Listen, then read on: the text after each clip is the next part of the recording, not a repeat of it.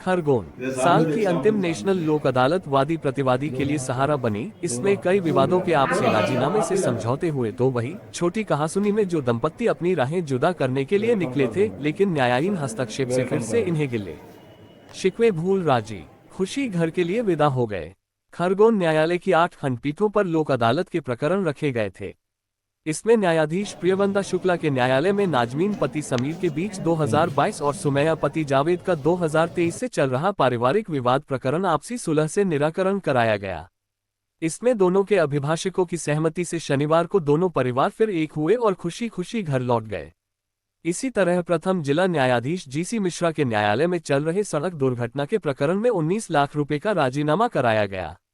मिली जानकारी अनुसार खंडवा रोड स्थित ग्राम मगरिया के समीप 15 जनवरी 2024 को सड़क दुर्घटना में 25 वर्षीय कुंदन पिता कन्हैया की मृत्यु हो गई थी। मृतक की पत्नी और 2 बेटियों व माता पिता उसी पर आश्रित थे। मामले में ट्रक की बीमा कंपनी के विरुद्ध न्यायालय में चल रहे प्रकरण में कंपनी ने 19 लाख रुपए का राजीनामा किया है।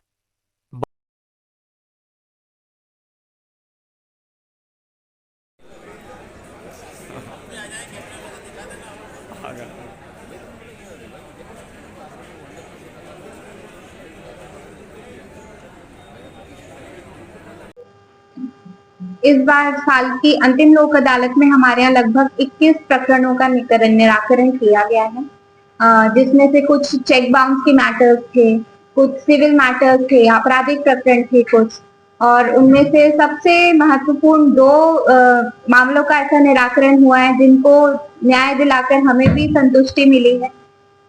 एक प्रकरण में लगभग 1.5 साल से एक कपल अलग अलग रह रहे थे, उनका मेंटेनेंस का प्रोसीडिंग चल रहा था, लेकिन उसमें हमने उनको समझाइश दी। इससे पहले आज से पहले भी हम कई पेशियों से लगे हुए थे उनको समझाइश देने के लिए, और हमारी समझाइश के दौरान उन्होंने अपने एक दूसरे के साथ रहने का निर्णय लिया और आज उनके मामले का निराकरण हुआ है। और उसके अलावा एक और भी मेंटेनेंस प्रोसीडिंग थी जिसमें हस्बैंड वाइफ लगभग 1 साल से अलग रह रहे थे, और आज वो भी हमारे यहाँ से उनकी मेंटेनेंस का प्रकरण समाप्त हुआ है और अब वो एक दूसरे के साथ में रहते। जैसे देखने में आता है कि पति के विवाद हो जाता है, अक्सर लंबे समय तक कोर्ट में केस चलते रहते हैं, आर्थिक नुकसान भी होता है।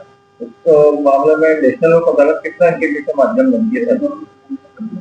सिर्फ नेशनल लोक अदालत नहीं, इसमें जब भी हस्बैंड वाइफ के बीच में जो मैटर्स लगते हैं उसमें कई प्रोसीडिंग्स लग जाती है हमको। नेशनल लोक अदालत के दिन तो सिर्फ आपको फल देखने को मिलता है, लेकिन इससे पहले भी हमको कई प्रोसीडिंग्स में उनको समझाना पड़ता है। कई बार छोटे छोटे ईगो क्लैशेस आ जाते हैं उनके बीच में, जिसके चलते वो लोग एक दूसरे के साथ नहीं रहते, बट हम उनको प्रोसीडिंग्स में समझाते हैं कि वो अपने बारे में सोचे, बच्चों के भविष्य के बारे में सोचे, और उनको हम समझाइश देते हैं। और डेफिनेटली हाँ, कोर्ट से उनको जब निर्देश मिलता है तो वो एक दूसरे के साथ रहने का प्रयास करते हैं, और जिसका फल हमको लोक अदालत के माध्यम से भी देखने को मिलता है। इस वर्ष की अंतिम नेशनल लोक अदालत का आयोजन राष्ट्रीय विधिक सेवा प्राधिकरण नई दिल्ली और राज्य विधिक सेवा प्राधिकरण मध्य प्रदेश जबलपुर के निर्देशानुसार माननीय प्रधान जिला एवं सत्र न्यायाधीश अखिलेश जोशी साहब के नेतृत्व में आज खरगोन मुख्यालय में आयोजित किया गया। इसमें हमने कुल 8 खंडपीठों का गठन किया था। एक खंडपीठ और बाद में बढ़ जाने से कुल 9 खंडपीठ हो गई थी। उन 9 खंडपीठों में हमने लगभग 500 नियमित प्रकरण रखे थे और इसी तरह लगभग 5000 से अधिक प्री लिटिगेशन के प्रकरण रखे गए थे। उसके पश्चात अभी तक जो है 150 से अधिक नियमित प्रकरणों का निराकरण हो गया है। अभी भी कुछ प्रकरणों में राजीनामा की कार्यवाही चल रही है।